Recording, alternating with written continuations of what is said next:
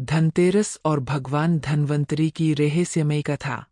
नमस्कार प्रिय दर्शकों, स्वागत है आपका हमारे चैनल @चांदनी मिश्रा ऑफिशियल 11 पर, जहां हम सुनाते हैं वो रहस्यमयी और अद्भुत कथाएं जो आत्मा को छू जाती है और भक्ति का दीप जला जाती है। आज हम लेकर आए हैं धनतेरस की पवित्र और अद्भुत कथा, वो कथा जो न सिर्फ धन से जुड़ी है बल्कि स्वास्थ्य, आयु और सौभाग्य से भी जुड़ी है। तो दर्शकों, बैठ जाइए श्रद्धा से, क्योंकि आज की कथा आपका हृदय स्पर्श कर जाएगी। तो चलिए शुरू करते हैं। बहुत बहुत प्राचीन समय की बात है, जब देवता और असुर अमृत की खोज में क्षीर सागर का मंथन कर रहे थे।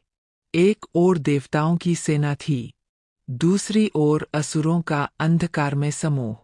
मंदराचल पर्वत को मथानी बनाया गया, वासुकी नाग को रस्सी, और साक्षात भगवान विष्णु स्वयं सबका मार्गदर्शन कर रहे थे। जब मंथन शुरू हुआ तो पहले निकला घोर विष, कालकूट, जिससे तीनों लोग कांप उठे। लेकिन शिवजी ने वह विष अपने कंठ में धारण कर लिया और तभी से वे नीलकंठ कहलाए। धीरे धीरे मंथन से एक एक कर अद्भुत रत्न निकले। लक्ष्मी जी, ऐरावत, कामधेनु, कौस्तुभमणि, और फिर सारी सृष्टि को चकित करने वाला दृश्य प्रकट हुआ। समुद्र मंथन के बीच अचानक दिव्य प्रकाश फैल गया।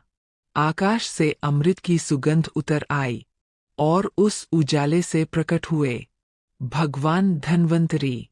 उनके हाथों में अमृत का कलश चमक रहा था और दूसरे हाथ में थी दिव्य औषधियाँ। उनके शरीर से निकलता हर किरण मानो रोगों को मिटाने वाली थी। देवता झुक गए, असुर विस्मित रह गए, और सृष्टि ने पहली बार जाना कि स्वास्थ्य ही सबसे बड़ा धन है। भगवान विष्णु ने कहा, हे धन्वंतरी, तुम सृष्टि के प्रथम वैद्य रहोगे। जहाँ तुम्हारी पूजा होगी वहाँ न रोग टिकेगा न दुर्भाग्य। वह दिन था, कार्तिक कृष्ण पक्ष की त्रयोदशी थी। उसी दिन से यह पर्व कहलाया धनतेरस। धन यानी समृद्धि और तेरस यानी त्रयोदशी। लोगों ने उस दिन दीप जलाए, नए बर्तन खरीदे, सोना चांदी लिया, क्योंकि यह दिन बना धन और स्वास्थ्य दोनों का प्रतीक। कहा जाता है, जो व्यक्ति इस दिन भगवान धन्वंतरी की पूजा करता है उसके घर में लक्ष्मी और आरोग्य दोनों का वास होता है। प्रिय दर्शकों, धनतेरस से जुड़ी एक और कथा बहुत प्रसिद्ध है। प्राचीन समय में राजा हेम नामक एक प्रतापी राजा थे। उनके पुत्र का जन्म तो शुभ था, परंतु ज्योतिषियों ने कहा चौथे दिन इसकी मृत्यु सर्पदंश से होगी। समय बीता, विवाह हुआ और चौथा दिन आया। राजकुमार की पत्नी ने निश्चय किया, मैं अपने पति की रक्षा करूंगी, चाहे जो हो। उसने दरवाजे पर अनगिनत दीपक जला दिए, सुनहरी और चांदी की वस्तुएं बिछा दीं और अपने पति को जगाए रखा।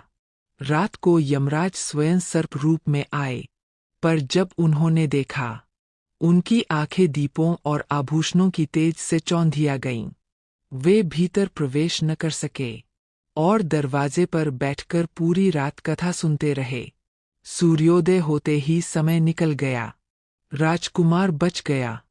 यमराज ने प्रकट होकर कहा, हे सुशील कन्या, तुम्हारी भक्ति और दीपदान ने मृत्यु को भी रोक दिया। आज से यह दिन यमदीपदान कहलाएगा, और जो इस रात दीप जलाएगा वह अकाल मृत्यु से मुक्त होगा। प्रिय दर्शकों, धनतेरस हमें याद दिलाती है कि सच्चा धन सोना चांदी नहीं बल्कि स्वास्थ्य और भक्ति है। भगवान धन्वंतरी का संदेश है, अपने शरीर को मंदिर समझो और उसे स्वस्थ रखना ही सबसे बड़ा पूजन है। तो इस धनतेरस पर दीप जलाइए, भगवान धन्वंतरी का नाम लीजिए और अपने घर में स्वास्थ्य, समृद्धि और प्रकाश का स्वागत कीजिए। तो दर्शकों, यदि आपको यह कथा अच्छी लगी हो तो वीडियो को लाइक करें, शेयर करें और चैनल @चांदनी मिश्रा ऑफिशियल 11 को सब्सक्राइब करें। कमेंट में जरूर लिखें जय धन्वंतरी भगवान, ताकि आपके जीवन में भी सुख, समृद्धि और आरोग्य का अमृत बहता रहे। स्वस्थ रहो, धन्य रहो, यही है धनतेरस का सच्चा उपहार।